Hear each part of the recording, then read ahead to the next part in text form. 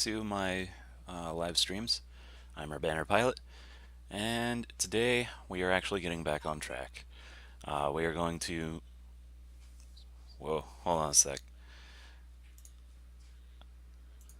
Sorry, heard myself on my stream. Uh, that really worried or scared me for a minute. Um, so we are getting back on track. We are getting into the Metroid Prime series again, with its sequel, Metroid Prime 2. Let us begin. Push A because we are in, or I'm already aware of the warnings and such. So, uh, for those of you who were viewing last week, I do apologize that we didn't get started on this. Uh, for those of you who are waiting, obviously, same thing. Um, but last week was the start of spring, and I really wanted to get out there. Unfortunately, spring weather was not very apparent that day, so of course now it's like perfectly sunny out there right now. After such a cold spell too. Anyway, let's go ahead and jump right into it. So, Metroid Prime 2 Echoes, released in 2004 by Nintendo, obviously. I am using a blank memory card, so I don't have everything unlocked, which is perfectly fine for this. Pretty neat little menu system. I always had fun with it. Just spin it around and around. But yeah, pretty much jumps you right into it. Not too crazy. As you saw in the menu, there was a multiplayer feature. I would show that off, but I really won't, or I probably won't be able to find anybody who's interested in playing multiplayer on this. First of all, it's not very fun, and I don't know. It's definitely not like most FPS games. So, anyway, this is telling us about our mission. Pretty neat little intro, if you ask me. Um, Unfortunately, because of my AV connection, this does not look nearly as good as it should.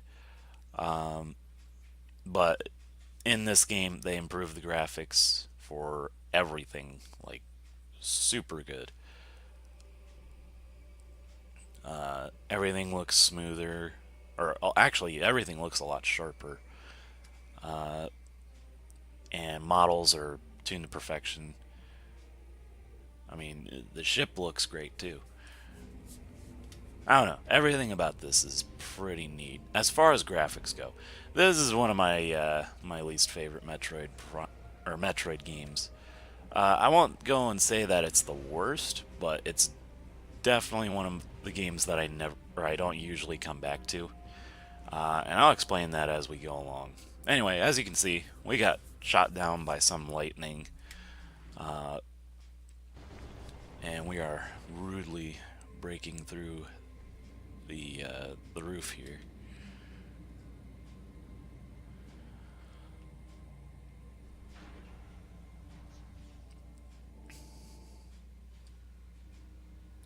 And we emerge from our ship, and as you can see, that suit is a lot better looking than it did in Metroid Prime 1. So, and it can't be a Metroid Prime game without that entrance. Come on. So instead of getting us accustomed to the controls through just putting us in a whole nother area we'll never be able to come back to, this game puts us right onto the planet. You can go back to it anytime you want. As you can see, the scan feature in this is much different, but I do have to say it is a lot better in this game. You don't have to look around for those annoying little orange squares or whatever. Or not orange squares, red squares for important things. Anything that's important is highlighted in red, with the exception of a couple things that highlight as red, but it's mostly just like a tutorial thing or whatever. But anyway, quick note here before we keep going. This right here is your ship, obviously. Be sure to scan it as soon as you start the game, because eventually this won't be able to be scanned anymore. As you can see, there is damage on the ship. If I can get up there. Oh, right, I have all my power-ups still. This will start getting repaired, and while it's getting repaired, they will take that scan ability away from you. I don't know why, but it's something interesting to look at.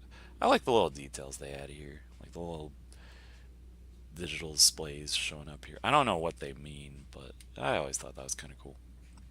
But anyway, controls are pretty much the same. Interface is relatively the same too.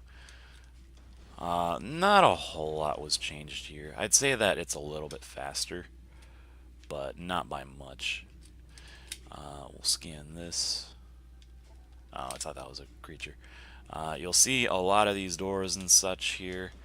They're red, but don't worry about them because, well, not yet anyway. We'll learn more about it as we go.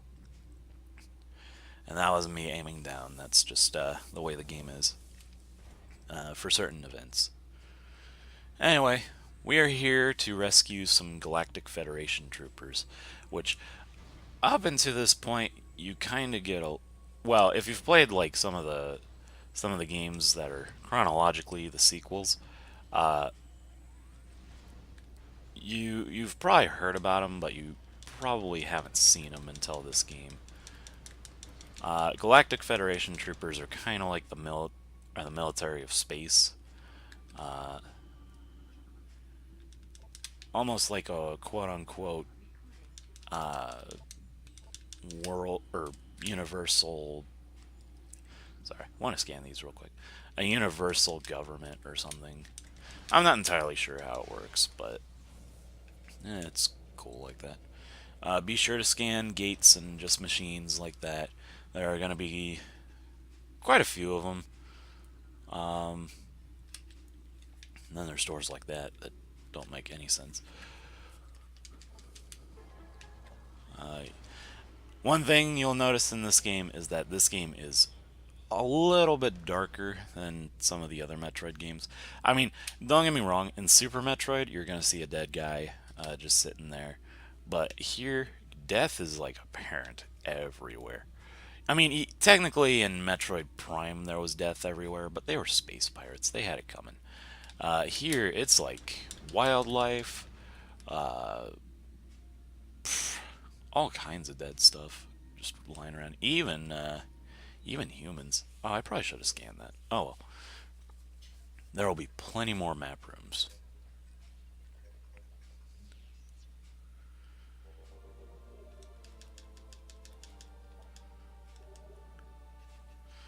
But yeah, and as you can see, the map feature is all the same too. A bit more fleshed out, but it's pretty much what it is. Just checking around, see if I missed anything. I'm not going to spend too much time scanning the little things and stuff, as I tried to do in the last game. But, it happens. So, yeah, here's our first case of, like, death in this game. When I played this as a kid, I originally played this back when I was, like, 12, maybe 11 or 10. I don't remember. It was at a very young age, and I picked this up from Blockbuster. This was my very first Metroid game, believe it or not. And walking into this area, like, kind of sent chills down my spine. It's weird because playing games like Halo, I thought I'd be like prepared for something like this, but this is a little creepy. Plus, shooting them and the ragdoll effect behind them, that's just weird too. But anyway, that's the first of many to come. So, oh, that wasn't him. Any red troopers, be sure to scan them. They have trooper data. I'll go more into detail on that in a minute, because I might as well show off how the inventory interface looks now. There's quite a few in here. This area and the main hub world of the game is pretty much where you'll find all your data. Okay, just want to make sure I scanned them. So don't worry too much about looking for them in other places. They obviously didn't get too far. By the way, I would like to point out these creatures look horrifying in this game. I mean, there were some in Metroid Prime that were kind of creepy. The space pirates were definitely creepy in that game, and in this game they're a little bit toned down. But the monster designs for just the life forms on this planet specifically, they are terrifying in this game. Or maybe I'm just a weenie. I don't know. But anyway, just making sure I didn't miss anything.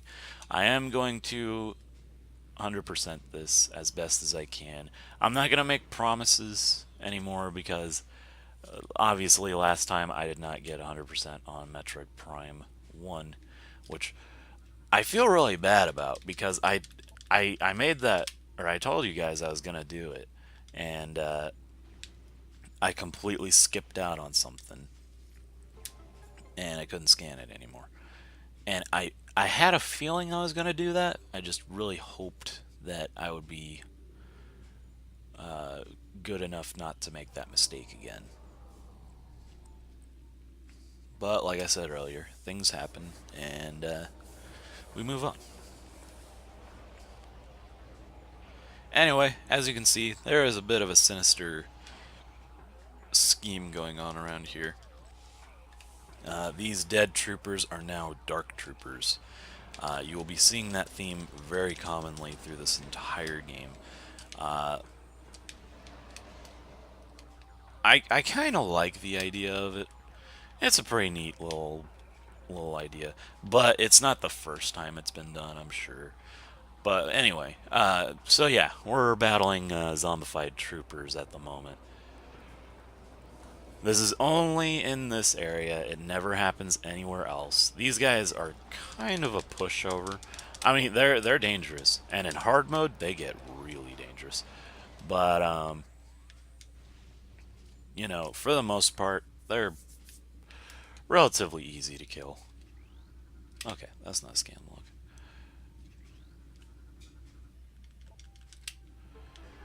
Eventually, we will come across an upgraded version that has a rocket launcher on them. They're pretty easy to get away from. They don't lock onto you, so. But make sure that you scan or each one of them, and just keep on going. It's pretty much the same as the last game in here. You're scanning for logbook entries. You're hunting down items and whatnot. Pretty standard stuff for a Metroid game. I'm just shooting around, seeing if I can pick up any items or whatever.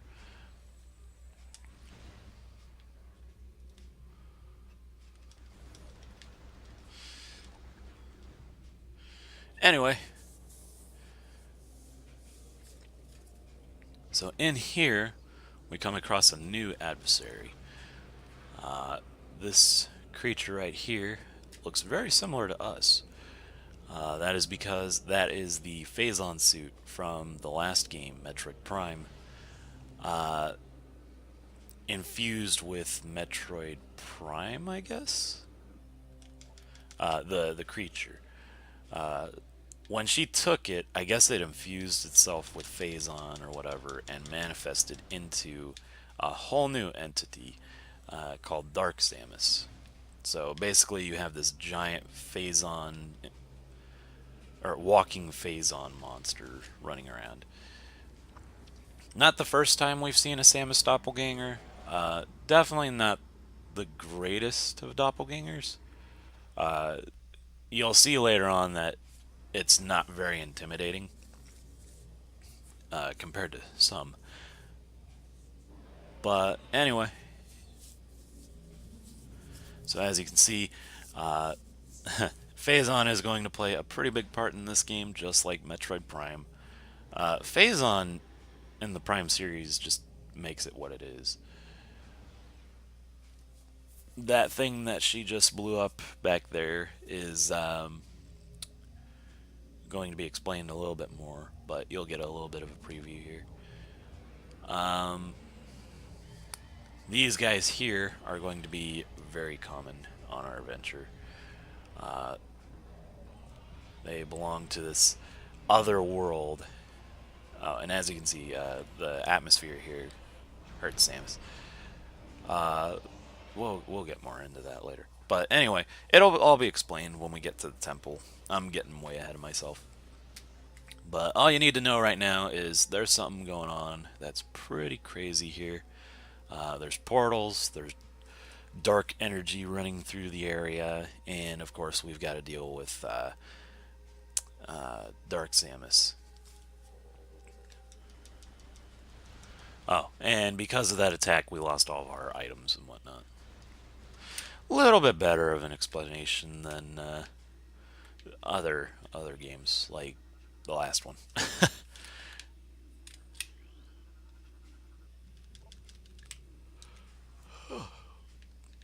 But yeah, anyway, it'll tell you everything that is offline. Wow, I cannot get in there.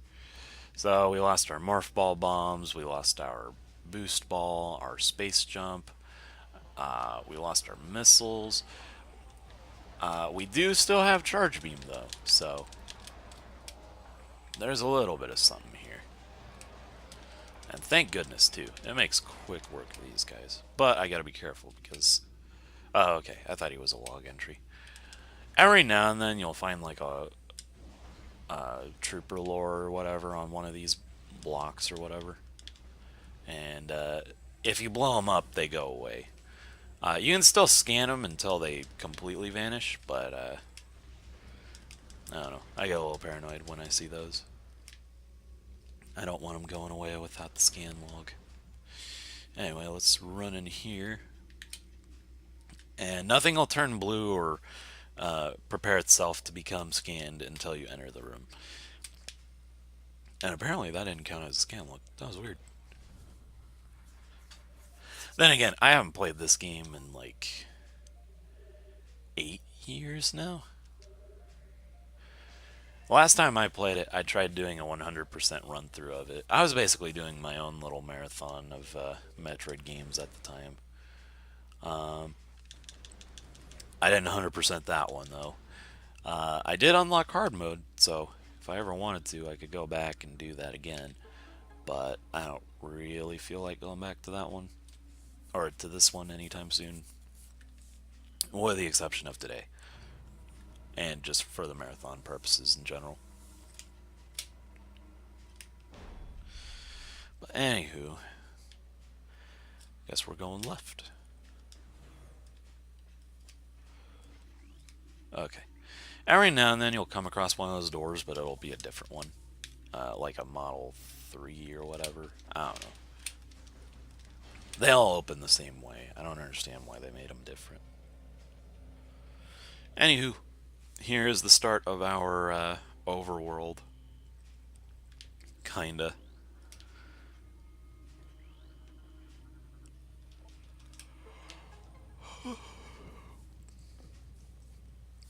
Let's move this junk out of the way. And that'll get taken out to some other part of the world. And it zooms in on that door, but don't worry too much about that. We don't have the necessary equipment to take care of that. But it does become important. It is pretty much the doorway to our next area after we get through here. Anywho, these guys are everywhere in this game. Well, no, I guess I can't say that. They're pretty much everywhere here, though. They're not too difficult to deal with. The power beam is pretty much your go-to weapon here, just like in Prime 1. But, you know, just keep your eyes out. There could be an instance where you need an alternate weapon or whatever. Ooh, let's not scan that yet. There's a gate, or a bridge. We gotta shoot those and lower the bridge. Booyah.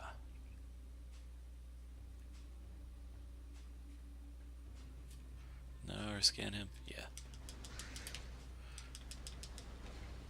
Trying to be extra careful this time around. I really don't want to skimp out on scan logs or whatever.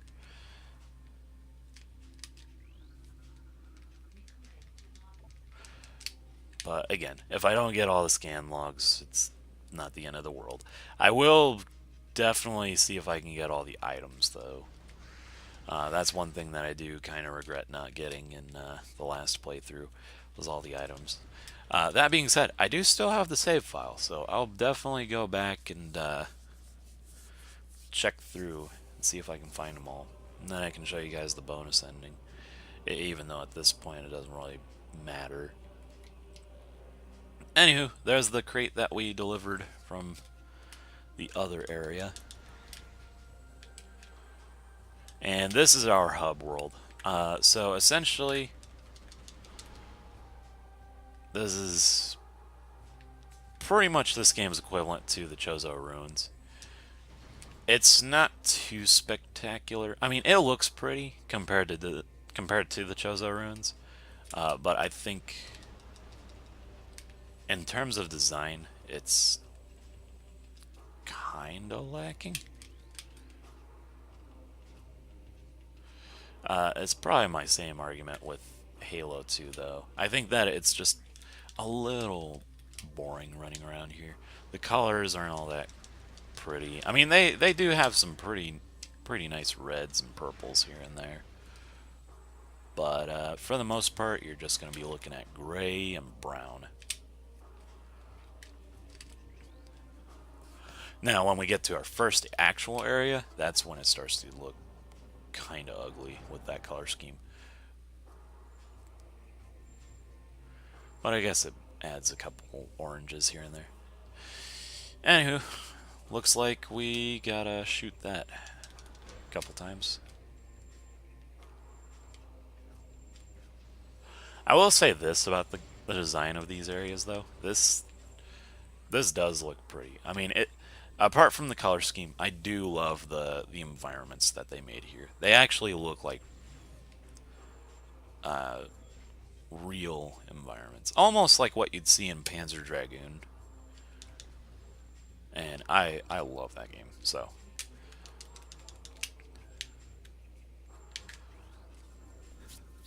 I totally have no problem with that. Man, that's a game I should probably play on Friday. By the way, a couple updates about my streaming channel and whatnot. So, first of all, I am going to be starting the Friday streams this week. They're going to be the short games. Not going to do like complete playthroughs or whatever. Well, every now and then I might, but for the most part, they're just going to be short, quick arcade games. Or just short playthroughs of games, just to sample them. And I could return to them on Wednesdays in the future. I definitely want to return back to F-Zero, because I had a blast playing that last Wednesday. And I've been playing a little bit more of it as we've gone on. But, yeah, I for one am really excited about Fridays. I love arcade-styled games, or just short games, because I'm more of a casual player. I love a good adventure game here and there, and just a huge one, or a huge game that takes like days to get through. Ooh, that was creepy. But given the choice, I prefer playing shorter games in my time off and whatever. Although I guess this wouldn't really count as my time off here. So I guess I'll say I just have a little more fun with the shorter games. Not necessarily like indie games, though. There's a neat little turret there. However, I will be exploring some indie games as we go through Fridays and whatnot. There's a couple I've been noticing lately that I I hadn't heard of until recently, but they sound like games that I'd be interested in.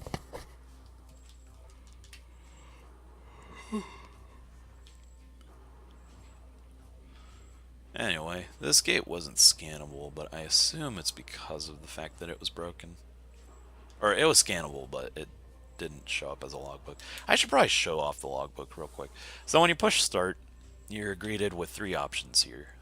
An options option, a logbook option, and an inventory option. Inventory will show everything that you have. It splits it into categories, just like in Metroid Prime. But it's all in this spider-looking setup. But you move it around with your control stick, push A on what subject or what area you want to go to, and it'll give you information. You get these really cool 3D images of these things and whatnot. Pretty neat. But logbook entries are what you'll get the most joy out of. So I love doing this, especially for when I find like ships to look at and whatnot. In fact, let's go ahead and look at Samus's ship if we can.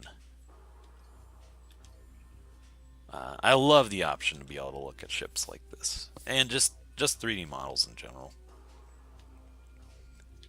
You make it fly around. Woo!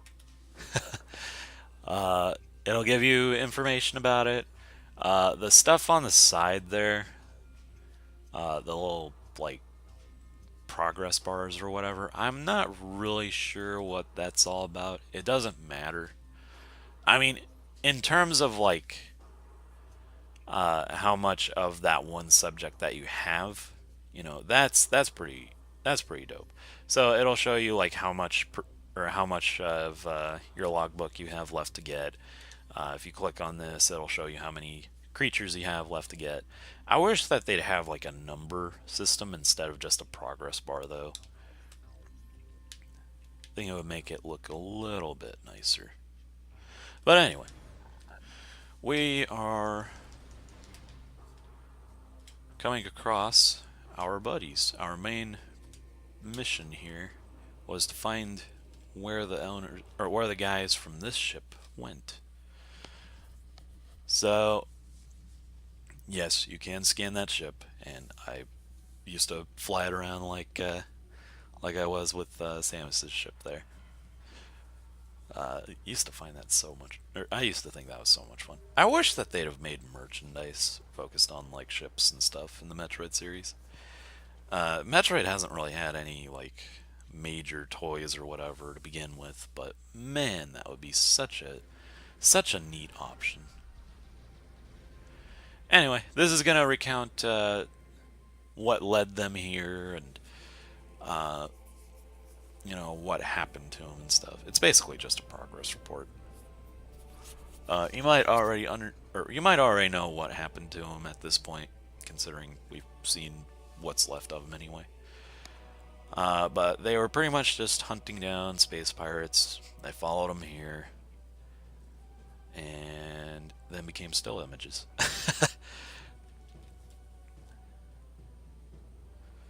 Anyway, we came across the base units. These guys are just repairing the ship, and then they get attacked by something.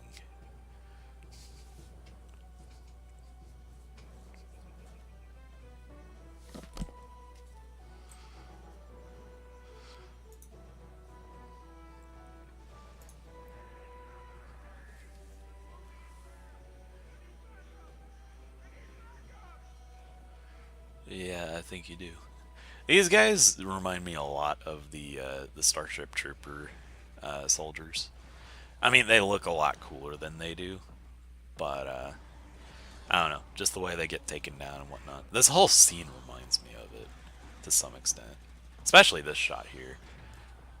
I used to think that was really cool, and creepy, but cool nonetheless. But yeah, anyway, these guys, which we'll learn the name of in a minute,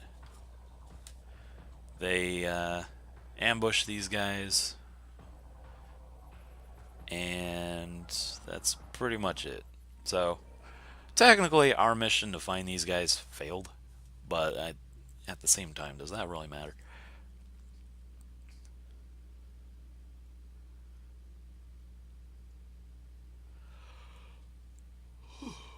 Not really. Good night, little prince. There's going to be a couple log entries here. Um, Actually, quite a few entries here. So we're just going to go run around and check them out.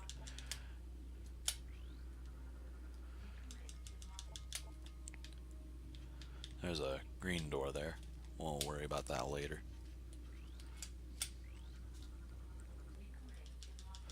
One thing I do notice playing this is that the trigger mechanics and whatnot, they actually work a lot better in this compared to Metroid Prime 1.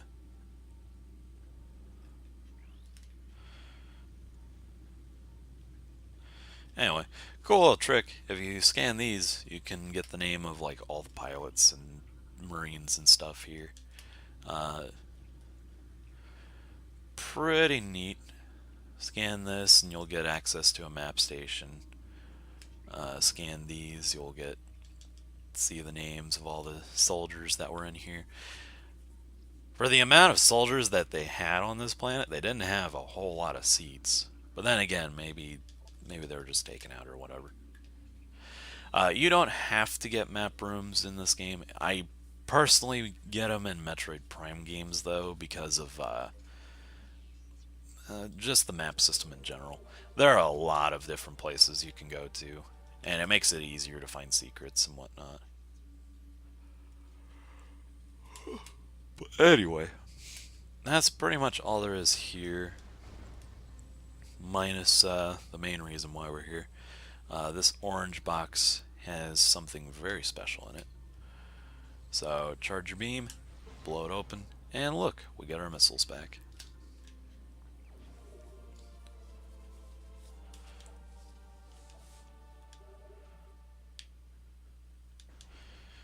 And with that, we also get attacked by these guys.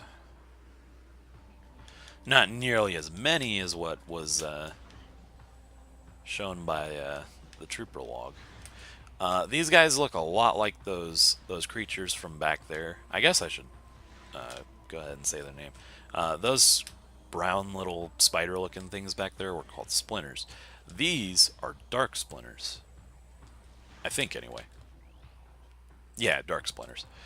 They're possessed by some symbiotic alien that we'll learn the name of not too long from now.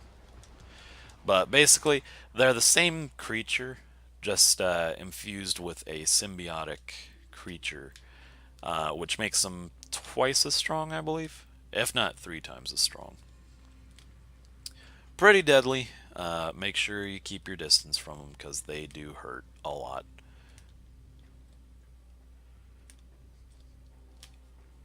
I don't remember if that's a scan log. No. There's another Federation lore piece.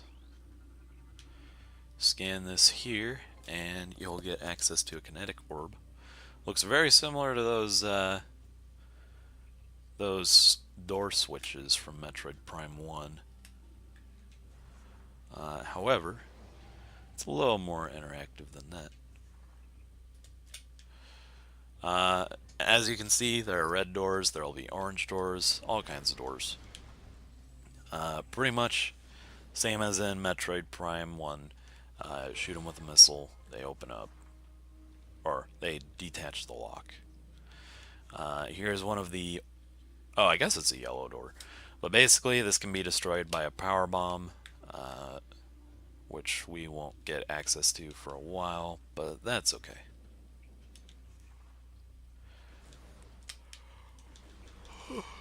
For now, we're just focusing on getting out of here. By the way, if you ever get the chance, I'm not going to read into them because I've already read through most of them. But some of these soldier logs here, they're pretty dark. This guy right here, for instance, he was hiding from the attack and whatnot. And he obviously did not make it. I'm pretty sure there's another one that was hiding too. He's probably in the room that we were at in the beginning of the game, where our ship is. War Wasps do make a return. They're a little different. They actually shoot projectiles, so they're more like what you saw from Metroid or from Super Metroid if you've played that. Though I assume some of you who are most likely watching this right now probably haven't even seen Super Metroid yet, so that's okay. We'll get there.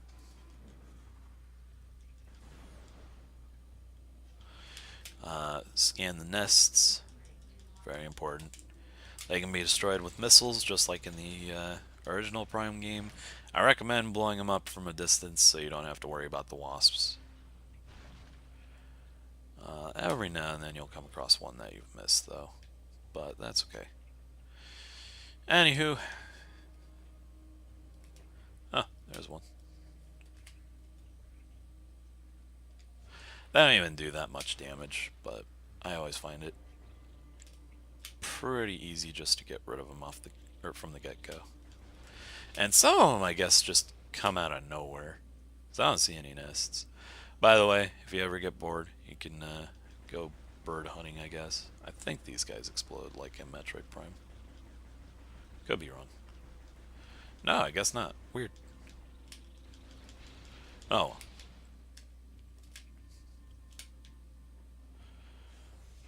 Oh, wrong one. I should probably scan that just in case. Nope. So, blow that open with that, and that weakens it. Then you gotta go and figure out how to blow the rest of it up, which isn't too hard. Provided I can find out where to go. Gosh, it's been so long since I've played this game.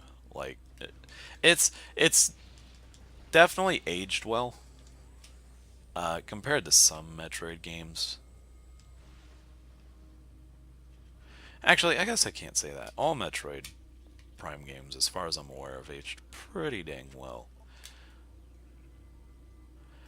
I think the only one that's really going to age itself is Metroid Prime 3, but that's because of the motion controls. Oh, there it is. But that's the story for the next game. I don't think I'm looking forward to that one at all, really.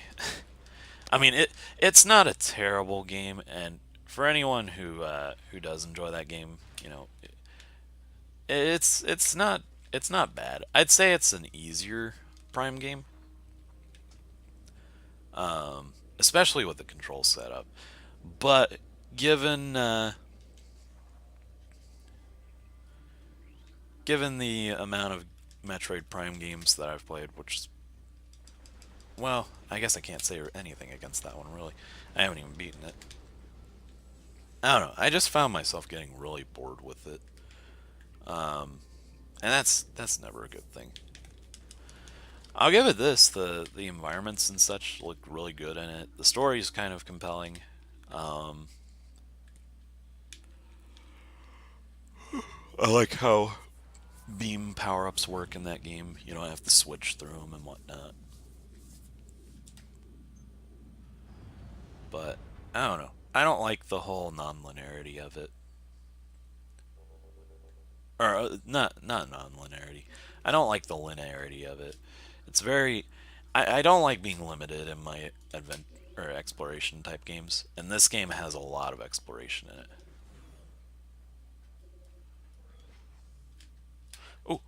Oh, scan these guys when you can. You'll find more of them later on, so don't worry too much if you don't scan them all. We'll find some over in the next area. But they show off a save room, which I am going to generously use. Really, you shouldn't have to use this unless you're absolutely new to the Metroid series, or if you haven't, or no, if you're playing on hard mode, then definitely save here, because We're about to come across our first boss.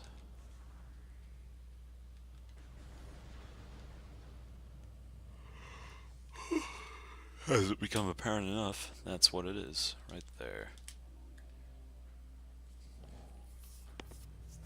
Well, more so what's inside of it.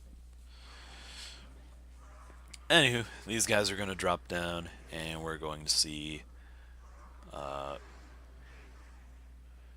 quite a process occur right now. So this is the splinters becoming dark splinters. Pretty creepy looking. Looks painful. But we're going to put them out of their miseries and go from there.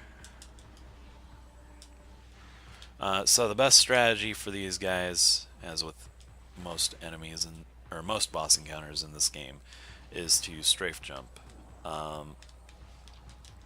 because they will lunge at you, as you can see.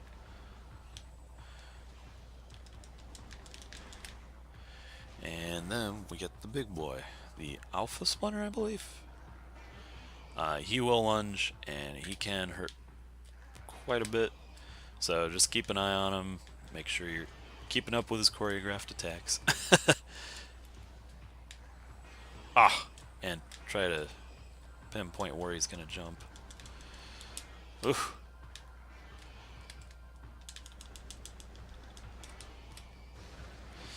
And after enough damage is done to him,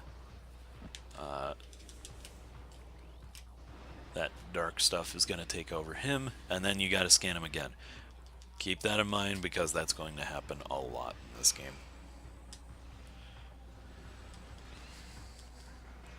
He will shoot at you now, and he will also lunge at you. However, unlike his previous counterpart, he won't lunge back to the center of the room. He will actually stay, or lunge from where he's at, except for that instance. He will occasionally return to the center of the room, but for the most part, you're just fighting him where he stands. Give him a couple missiles. He is a lot stronger than I remember him being.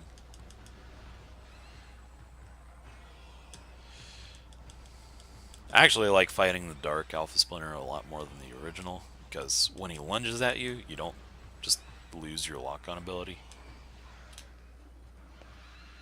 Anyway, couple shots down, he dies. And something happens to him. And then a glowy little thing pops out of him. So, scan it, unknown technology. Makes it kind of creepy. Probably shouldn't touch it, but you do anyway.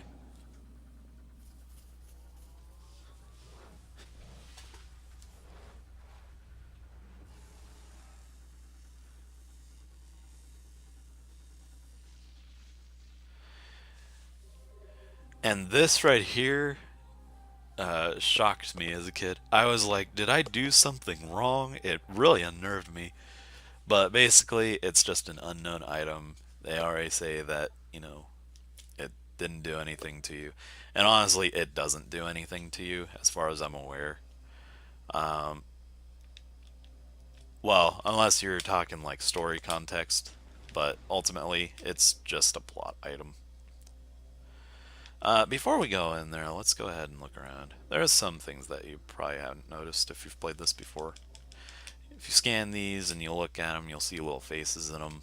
These are cocoon type things, where they are sleeping just to keep themselves alive, I guess. We'll actually see one of them, or quite a few of them, as we go through.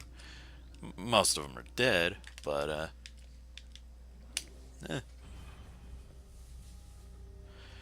can't have it all.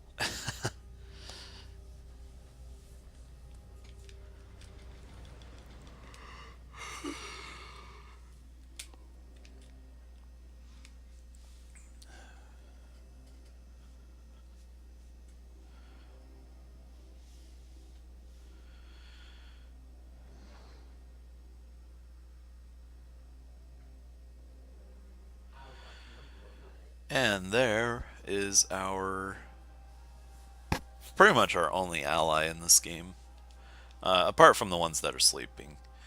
Basically, this guy talks about you know, what's going on with their planet and whatnot. Gives you a little bit of history behind the planet Aether, uh, which is the name of the planet we're on. Some meteorite crashes into the planet, much like the meteorite from Town 4. Only this one has a bit of a different effect on the planet. It splits it into two different realities.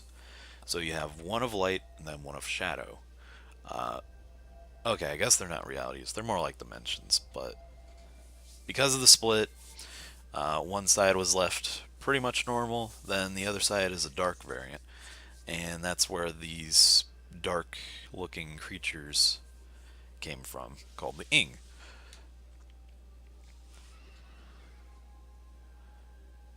They that goes without saying, know nothing of peace or mercy. Uh, and for decades, these guys have been fighting them, pretty much like what we're doing right now. However, Dark Aether is a lot stronger than these guys. Uh, I love how she's, love how she's always cautious. It's really sticking it to him. uh, Anyway, he's going to tell you about this big old glowing orb that we came across in this room, which is basically what's keeping the planet alive. The Ing happen to take the energy from the other places on this planet. There are three of them that we have to go get, and the energy ball, or that energy ball that we got in the other room, allows us to transfer that energy back to the light world, and vice versa if we really wanted to. But we're good. You. So now he's basically deeming us the chosen one to help restore their planet.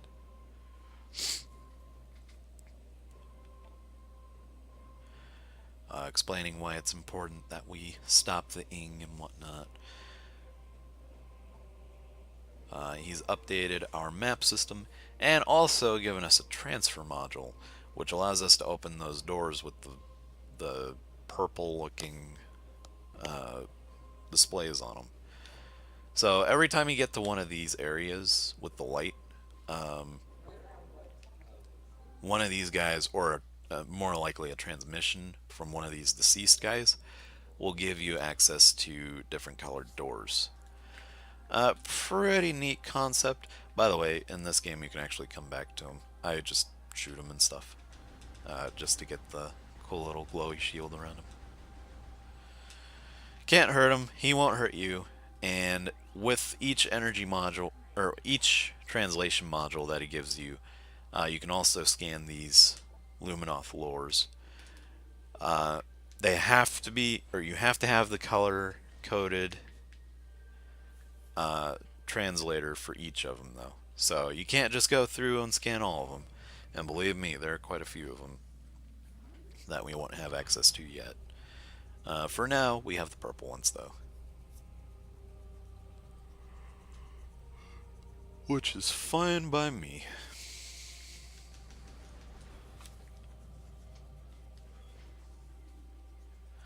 So as you can see, we have green, purple, and orange doors that we can go through. I believe there's another color, but I think it's specific to one area. Yes, sir, Cronus, it definitely is that goes.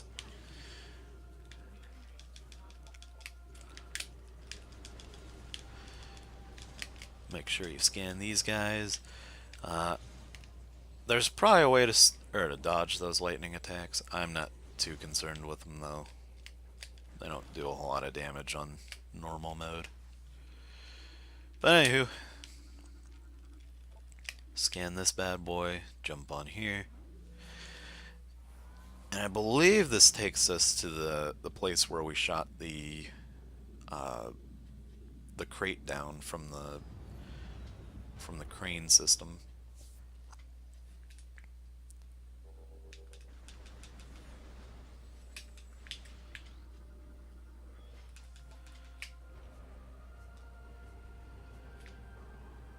Yeah, this is where we were.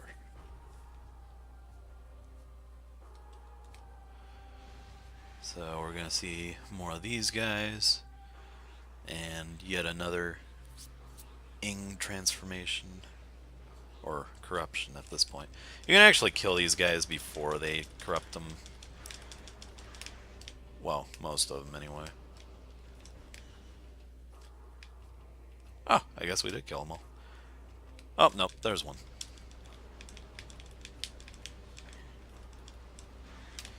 Easy peasy. And since we got missiles, we can open up this door and get our first energy tank.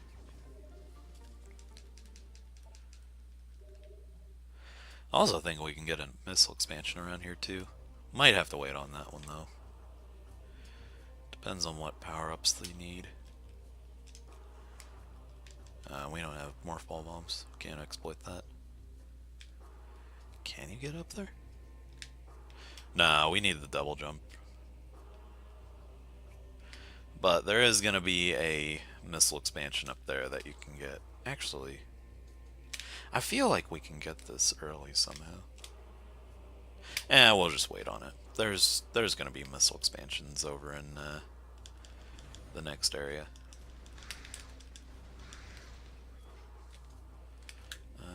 Roll through here.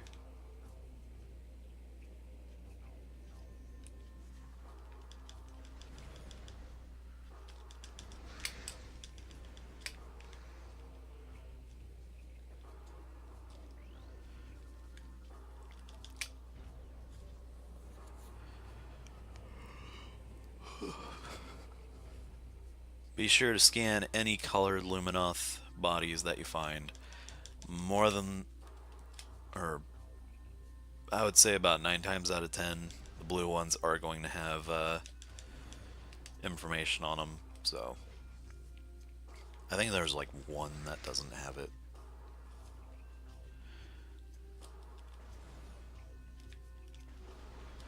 But any non-colored ones, you don't really have to worry too much about.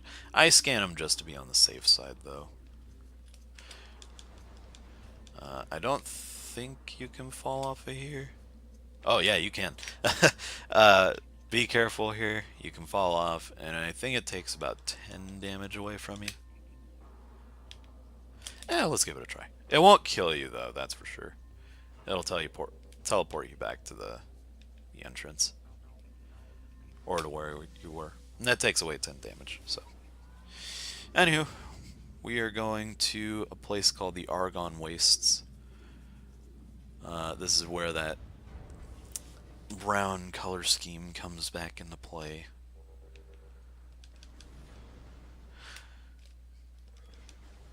Oh, gotta scan these guys.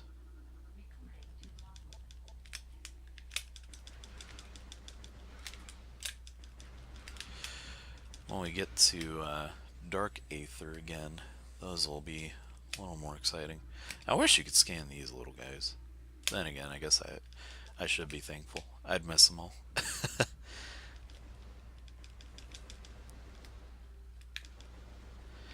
But yeah, this is pretty much a desert-themed place.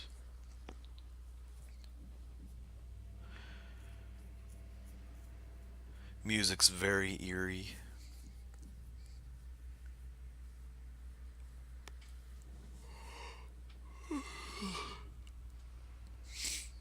Oh, it's Argon Wastes. I thought it was Argon Wastes. Anywho, those bats from earlier flying around here. We are going to worry about scanning this guy,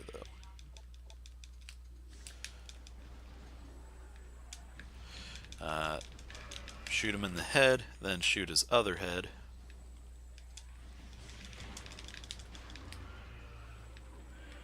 And he basically explodes. So I think there's a map room in here. Oh, nope, just save room. There's gonna be bats coming out of here, though. And there you go.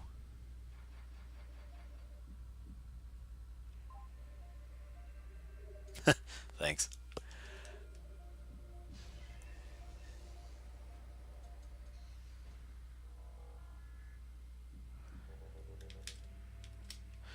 By the way, I don't know if this is like the designer's choice or not, but you'll notice when Samus gets done with a save cycle or whatever, uh, it'll show the camera on her face where her eyes are closed, and then she'll kind of open them up like she's waking up.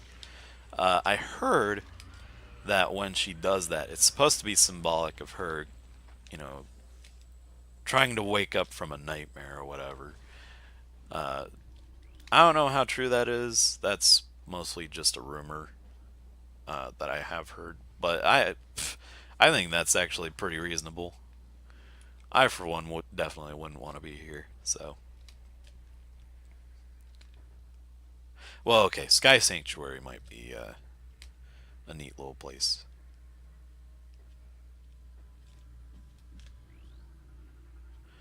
These guys aren't so much enemies as they are just organic crates. Okay.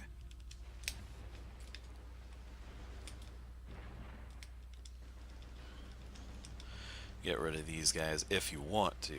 Just keep shooting like this, and they'll eventually die off. But we don't got time for that.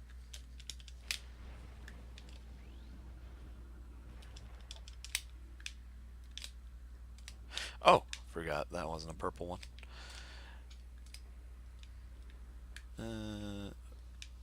Oh well.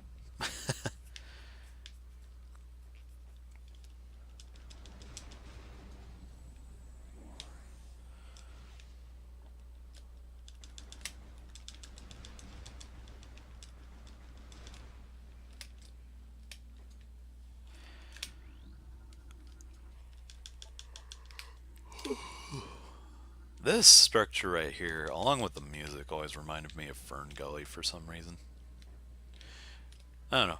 Thing kind of looks like the Hexus tree, or something from the Hexus tree. Ouch. And the music definitely has the a similar eerie sound to it. Oh, I don't have bombs yet.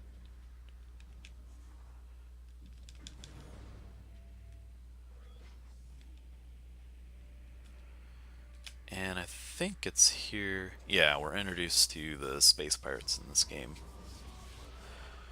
Not nearly as intimidating looking as they were in Metroid Prime 1. They run a lot slower, that's for sure. And as far as variants go, I think there's only two variants. Or no, there's like 3 or 4 variants. Not nearly as many as the first game, and you don't have to worry about beam-specific pirates in this game, which is a godsend to me. Hated those in Prime 1. Particularly during the boss fights. Those were just annoying. By the way, really love the light effect when you walk into these things. Thought that was cool.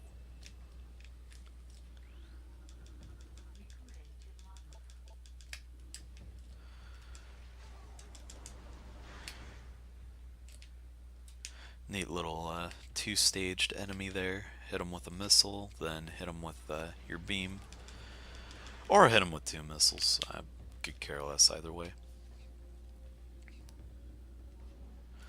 It looks like a Chozo statue. It's not, though.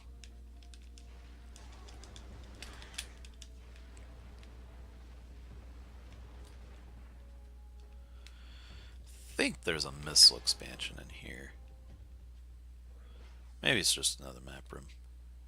Oh no, this is the ooh, forget to scan these guys every time. I'm gonna step out of here real quick and reset that. But that's the entrance to the next temple.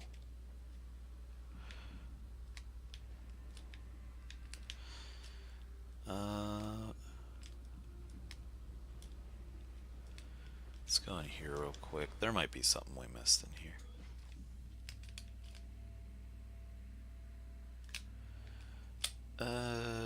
We'll come back.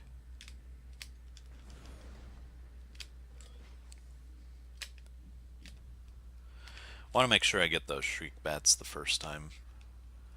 Because I know that this game also has disappearing log entries. Uh, I wish they wouldn't do that. That's one thing that kind of bugs me about the original Prime games. So there's a lot that you can miss, and it's usually something that comes at you really fast. Like in Metroid Prime 1, the one enemy that I missed in that game that I kind of figured I would miss was the ice shriek bats. Okay, let's just take our chances.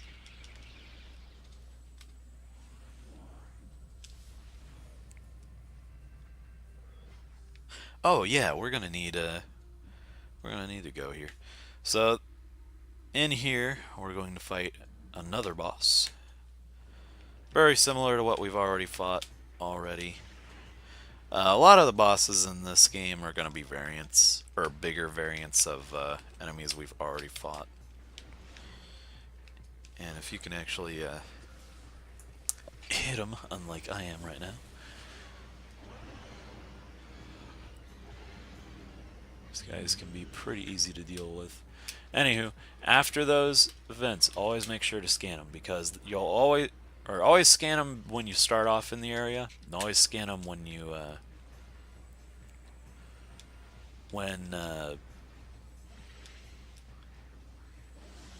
sorry, I lost my train of thought there. Always scan them after the transformation. As you can see, well, as you're probably well aware of from the name, this guy is going to give us the bomb power-ups. Pretty simple little boss fight.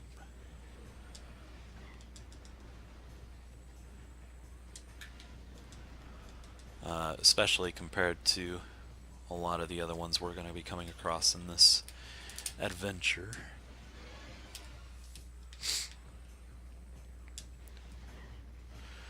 But those will be probably like 2 weeks away. There's one Guardian that I'm really not looking forward to in this game.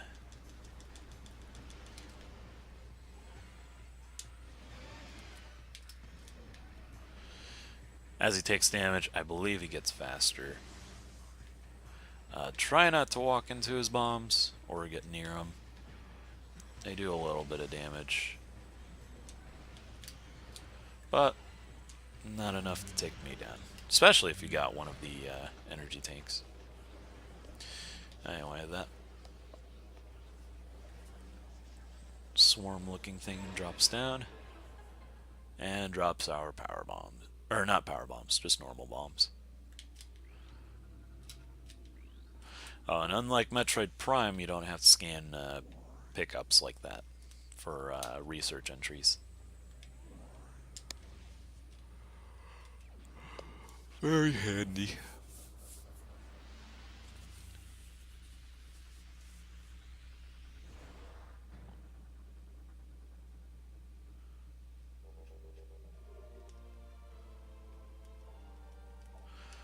So, now that we got our Morph Ball bombs back, let's get the heck out of here.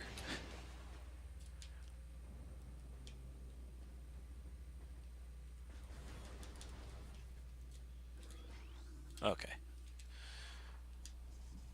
You'll know if you need to scan it if there's like information showing up next to it.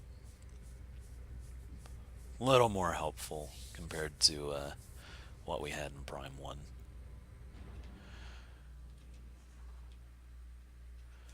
Anyway, here's the Argon Wastes temples.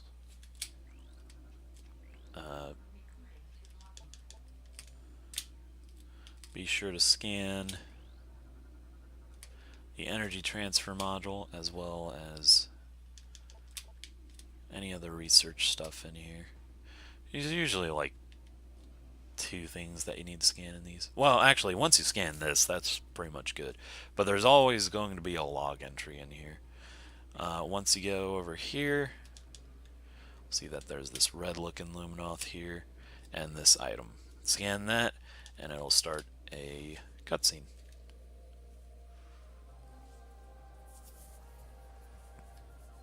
and depending on the color of the character in the cutscene will depict what kind of energy or translator you're gonna get. So this is Aisha, basically giving us information on what's happened and or prior to his death.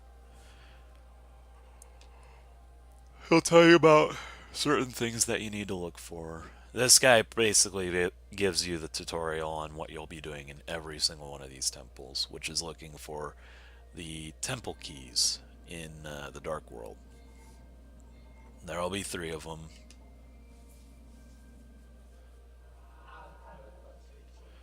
So it's pretty much just a search quest. Not too hard, because they're pretty easy to find. Another thing he'll tell you about are the light crystals and just ways to protect yourself from dark Aether's atmosphere. Because if you stand in it, it's pretty much the equivalent of standing in lava in Metroid Prime 1. Or Phazon. Especially with the suit that you have right now. Now we can scan amber or orange data clusters, whatever.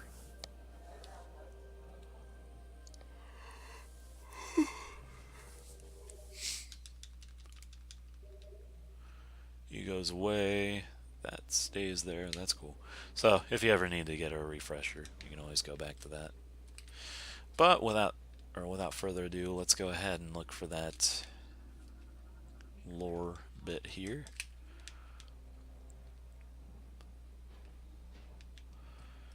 And we'll go back down our elevator.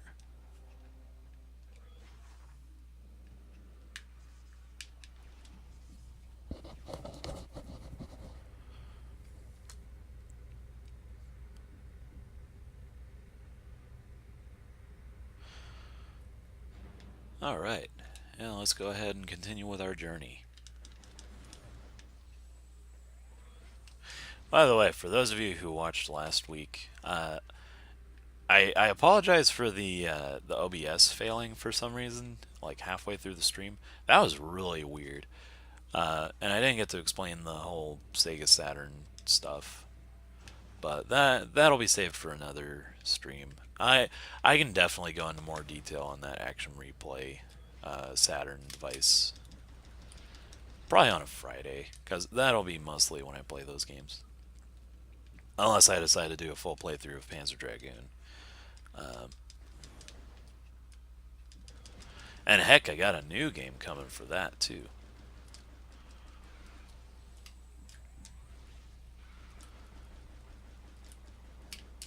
But that won't be till a little bit later.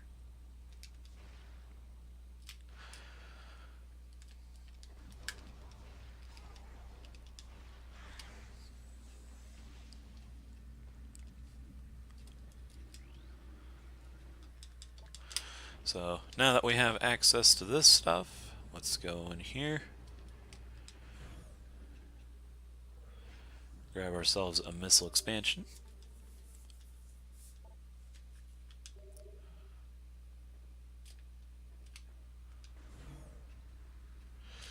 Let's actually go toward the beginning of the area too. I think there was a door we could open up. There's definitely a log entry over there we could find. I love the little things that they do to the visor when you walk over stuff. Like the blue trees, you'll get a blue light going through your visor. Go through the sand, it looks like it's all sandy and such.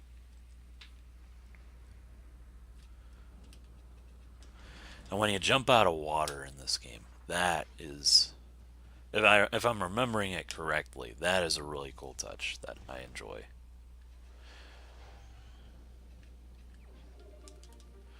That right there acts, well, not the energy tank, but the little boost thing down there acts pretty much like the boost pads from Metroid Zero Mission. So anything in its way will get destroyed. And it'll leave you totally fine after running into enemies or whatever. Ooh, that lock-on messed me up. Oh well. So, ooh.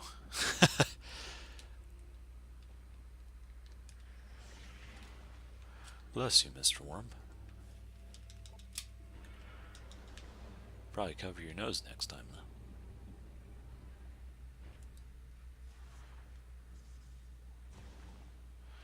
though. In here, I think... Oh, it's just a map room. Okay. Might as well get it, just for stream's sake.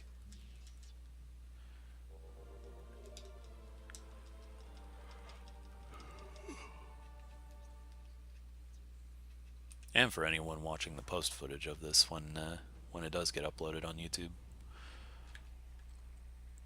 But anyway, back to the OBS thing. I will say this, that little crash in the middle of the stream was actually kind of cool for me, because I got to learn how to do technical difficulty time cards and whatnot. Something I don't really dabble in too much. When I do editing, I usually am just trimming like the beginning of it, so I just get straight to the greeting and whatnot instead of the test and all that beforehand.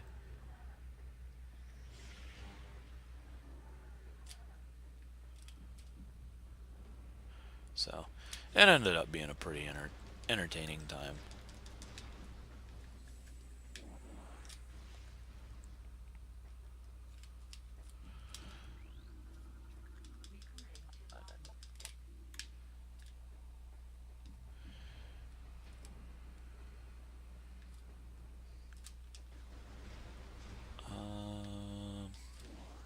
Oh, that lock-on's gonna be the death of me.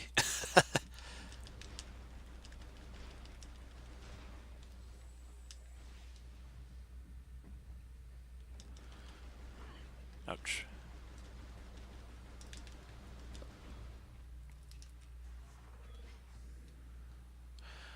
With that transfer, or with the orange translator, though, you can technically go back to the overworld, and you can go access the other doors that you didn't have access to earlier. I, for one, don't really want to worry too much about that yet. Especially considering how much time I have left. I'm gonna try and keep these down to the hour-and-a-half limit, or if I'm really into it, maybe 2 hours. Because while I do want to get the game done, and since I don't stream enough to just make them 30-minute streams, I want to make sure that I get enough progress done each time I stream these games. No, Fridays I could care less. But, every other day, yeah. Or on Wednesdays, I really want to make sure that the primary game is getting completed at a relatively good pace. I think there's something. No, there isn't.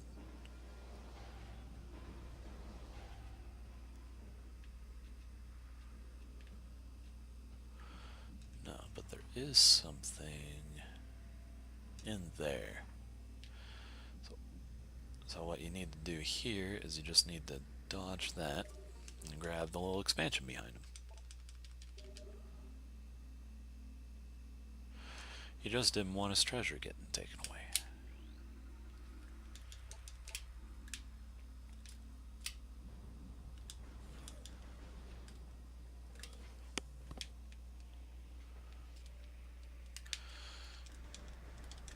So typically you want to take these guys out from a distance. I do believe we are going to come across a incorruption scene here.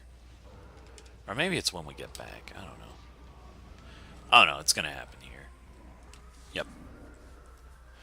So the Ing can basically corrupt whatever they choose. Well, minus you. I don't know why they don't. But anyway, these guys get basically a giant status boost.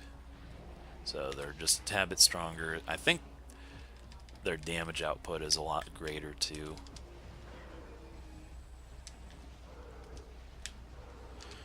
But the big thing is they take a lot more hits to take down. Now, fortunately, in this game, there are a lot of ways to recover energy. So, let's say you're in Dark Aether, and you come across a bunch of those. You don't really have to worry too much about them.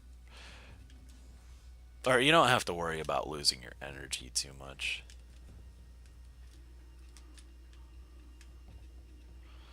So in the Dark World, there's always going to be a way to replenish it. It'll take a lot of time, but you know, the option is still there.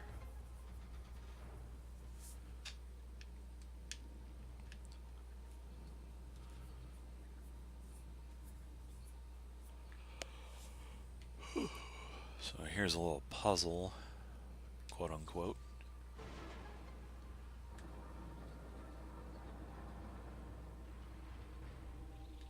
There's going to be some more wasps popping out, but I'm not going to be worried too much about them. Oh.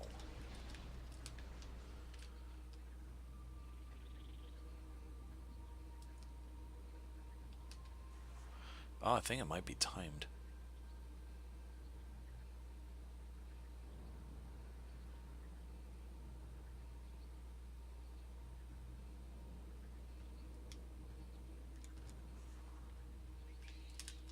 Nah, that wouldn't be timed. That would be just ridiculous. Then again, they did it in Metroid Prime 1, so wouldn't surprise me if they did.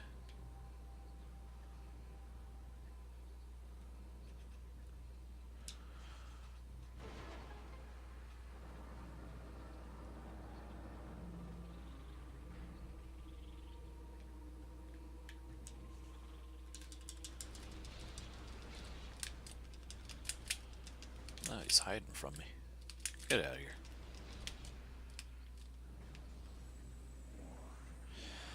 And one more to go.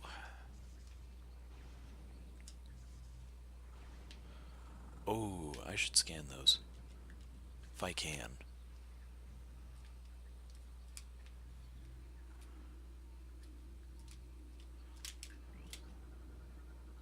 Yeah.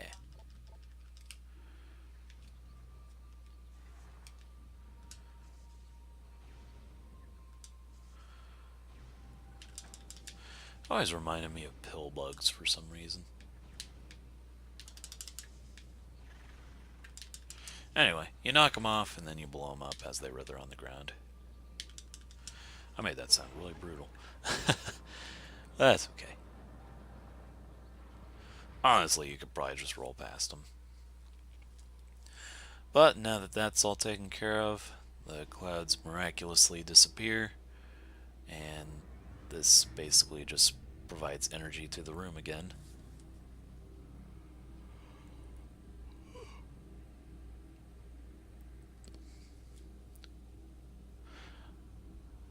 I really like the scenery in this area. This kind of reminds me of something you'd see from the movie Dune. Oh, and if you should happen to want to see what happens if you walk into this, it won't hurt you, but it'll blind you, regardless of where you're facing.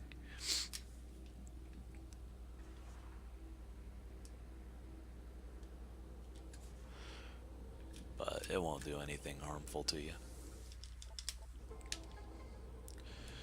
But you scan that, and then that activates this portal here to the Dark World.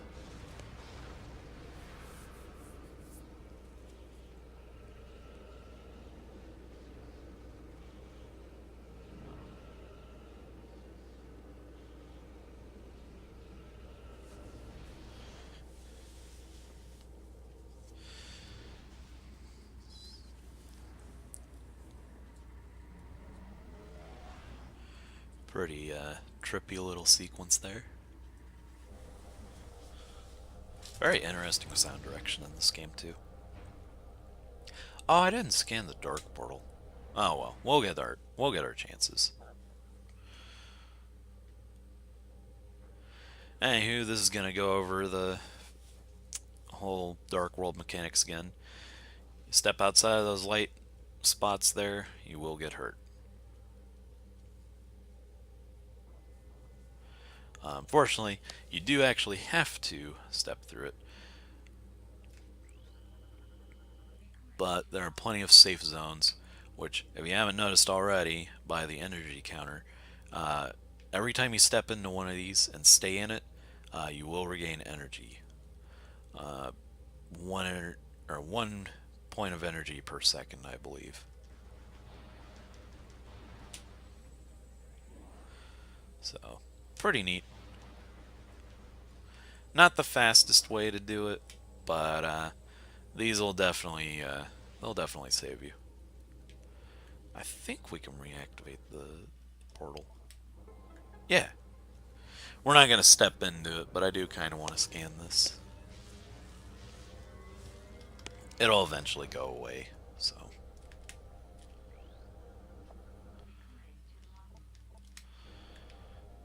Okay. So we're up there. As you can see, though, it takes a lot of energy away from you, so be careful. These crystals here can be uh, are pretty much temporary, or not temporary. They're permanent. That little ball right there, though, is temporary. You can make it permanent, but you'll need a special beam weapon to make it permanent. Those things right there are pretty much the Dark World version of crates. If you shoot that ball, it will activate a temporary shield for you. They will go away again, though. But if you keep shooting at it and just shoot at it regularly, it will stay in place. So just keep an eye on it. You may have noticed when we were in the light world, there was this here, but this little ball thing that I just jumped into was phased out almost, kind of red looking. That means that what I do here will have an effect on the light world as well.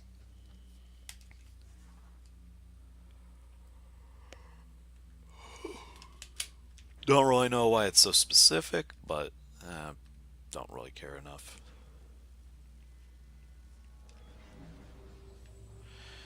You'll see these little blobs moving around here. They have creatures in them here and there. Make sure you scan them as they transform. Later on, actually, I should probably get out of here. You'll notice that when it starts blinking, that's when the shield will go away for the temporary ones. But anyway, here you can shoot these guys while they're in their blob form. You can't lock onto them when they're in blob form, so I recommend just waiting until they transform and then just shooting them with a charge shot. A lot easier that way.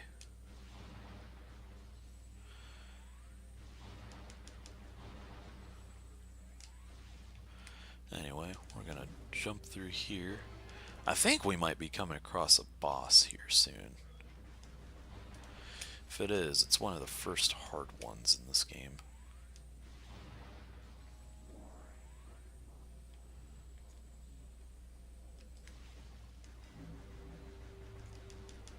Oh no, we're coming across a completely different boss. Still a boss nonetheless, though.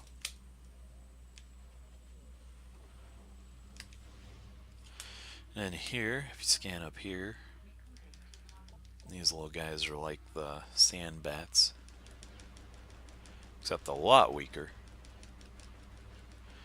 Pretty much like a missile farm at this point. This is normal mode, Robin. I wanted to start on normal for streaming purposes, just to give the viewers a basic demonstration of how this game runs. At some point, I'd like to do a hard mode run through. I have a memory card with save data that has it on there. It's one of my goals at some point to 100% it through hard mode.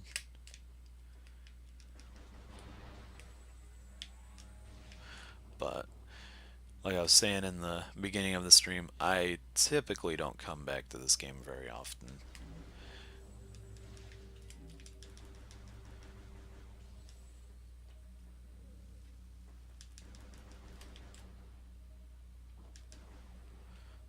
let's jump through here. Okay.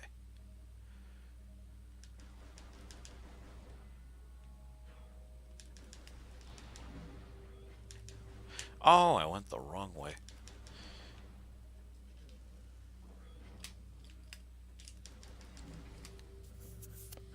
I'm not going to worry too much about health here.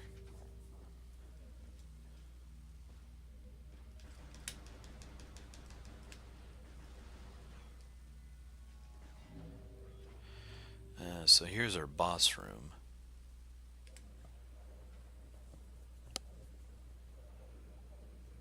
I think it is, anyway.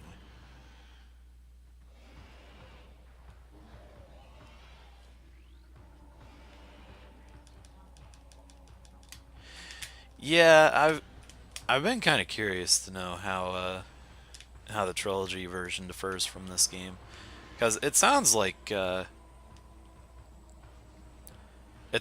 there's or it would have a definite learning curve in it. This one right here is the GameCube version, uh, although I'm pretty sure that's pretty obvious from this point. Quick note: these guys here. I believe this is a guardianing. Or no, this isn't a guardianing. This is just a warrior-ing. These guys will shoot light beams at you from the outside of your shield, so be careful with those. Those actually can hurt. Fortunately, there's only one. But anyway, yeah, I haven't played any of them on the Wii. I would love to, though, and I've had the opportunity to get the trilogy steelbook. I passed it up though, and I wish I didn't.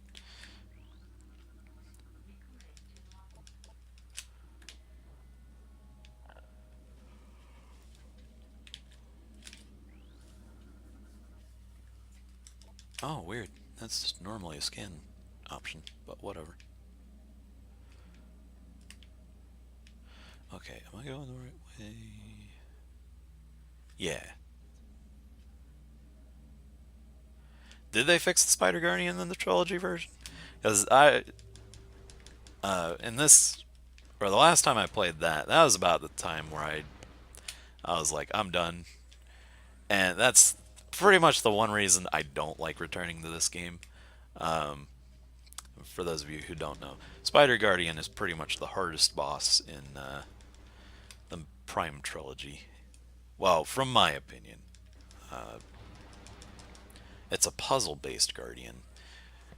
You have to activate bomb slots and get him into those bomb slots just to kill him. It's a real pain in the rear.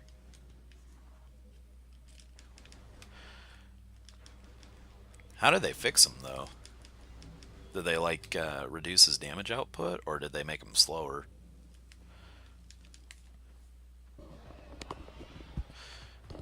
Here's our first jump, or our first Guardian. This guy is the Jump Guardian. Obviously, he'll give us back our space jump.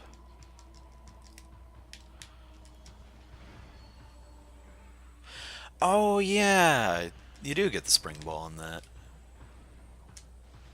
Yeah, I guess that would make that a lot easier now that I think about it.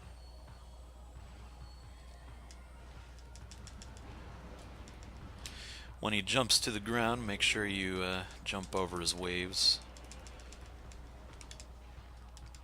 And try not to miss him with the missiles. Oof.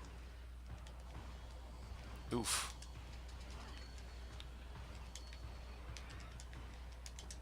Playing kind of recklessly here, but that's okay.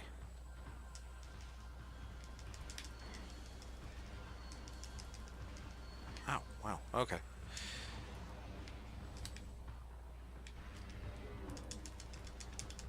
Did scan him? Okay.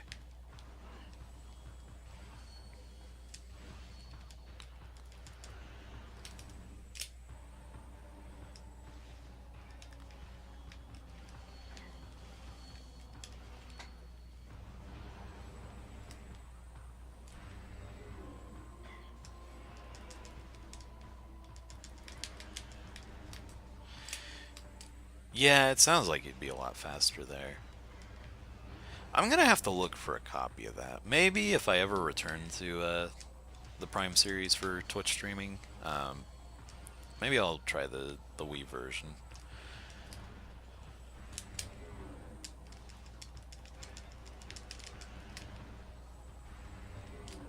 'Cause I've heard some pretty good stuff about it.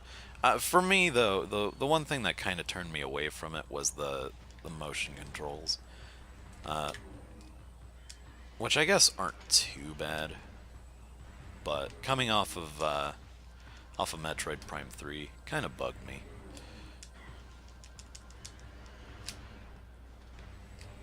I timed that jump wrong.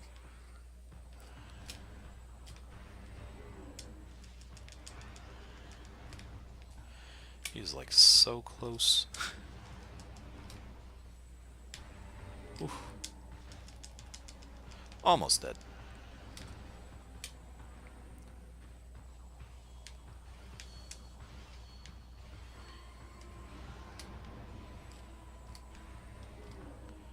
Ah.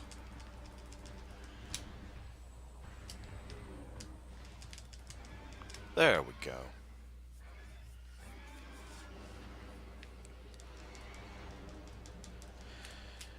Yeah, when I get to Metroid Prime 3, I'll definitely analyze the controls a lot more. So they might have, I don't know, they might have grown on me around this point.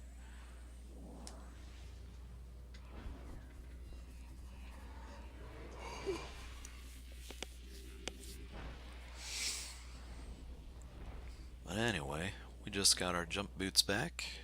Space jump boots back.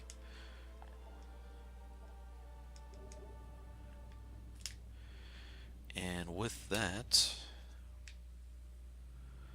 see if we can get to that red door up there. Well, first let's get to the blue door. Is the save room? No, it's not.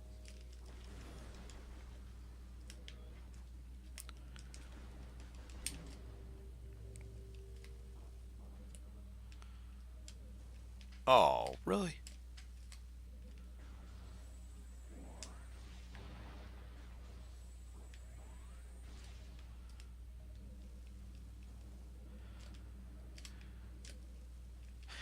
Yeah, for the end boss, that definitely makes a lot of sense.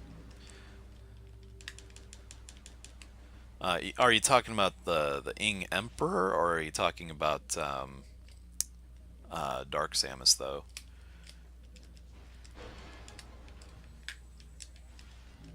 'Cause definitely for boss fights, especially the bigger ones, that would make a lot of sense for it to be easier to aim at. Oh, I don't have the keys here. I shouldn't be here yet. Let's go back.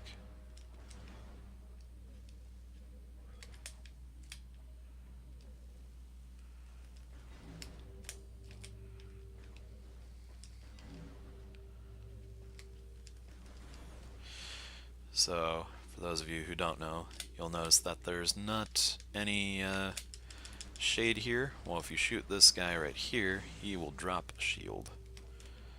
I believe it's permanent.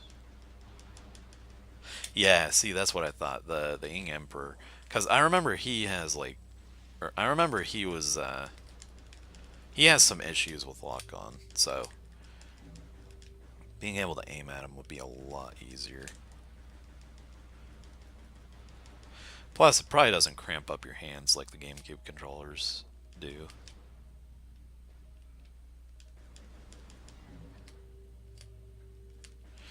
Anyway, let's get back to the light world, and I think we'll wrap up for today.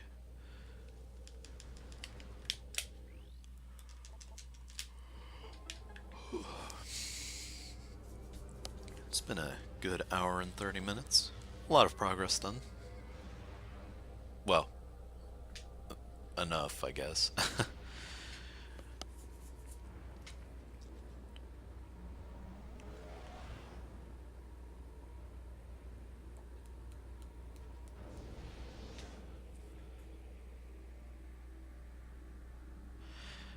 I'll have to keep my eyes open for that trilogy, though, because it's definitely something I want to add to my Metroid collection.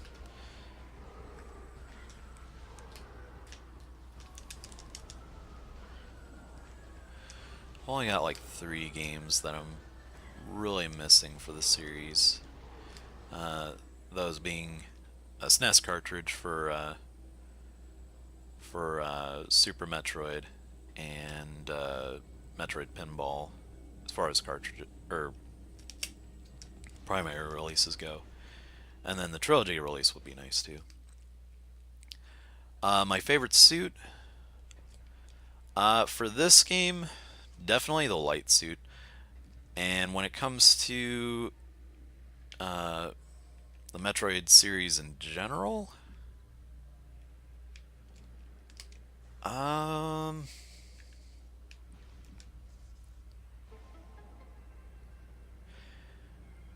probably just the. I really like the design of the uh, gravity suit from Metroid Prime 1. It just felt right to me. I don't like how pink it looks in Zero Mission, and sort of in Super Metroid. I thought that purple just looked a lot cooler. And in Super Metroid, it probably is purple, or more so purple, but I don't know. Maybe it's my eyes, but it always looked kind of pink to me.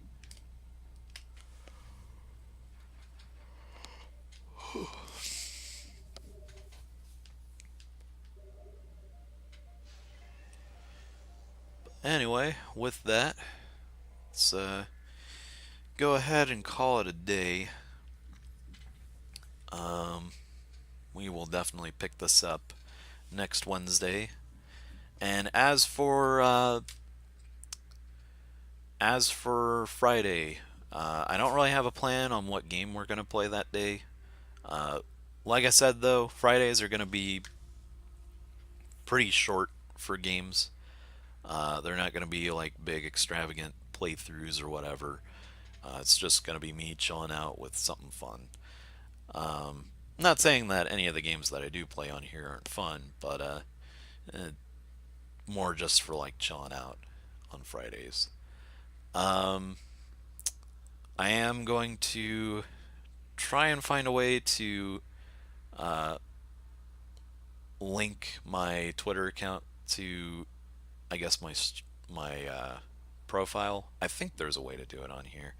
If not, it'll definitely be in uh, the information below the YouTube post footage video. And for those of you who are new to this and haven't seen that yet, I do upload all these streams to YouTube after they're done. It takes a little while for me to get them on there, but typically I try to get them uploaded the day of the stream. Just takes a couple hours afterwards. But till then, um, yeah, I'll see you guys Friday.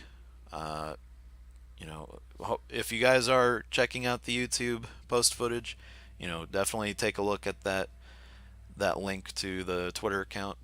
I don't really have anything on there besides just links to the videos, but it'll keep you up to date. I'm wanting to use it more for keeping people that aren't associated with my Facebook account updated on what gaming is going on and whatnot. So yeah, and if you are on YouTube, if you liked it, like it. If you don't like it, don't like it. Whatever. I'm not gonna bug anyone for subscribers or whatever. This is mostly just for fun. But anyway, with all that being said, you guys have a great day, night, whatever, uh, and take it easy. Bye.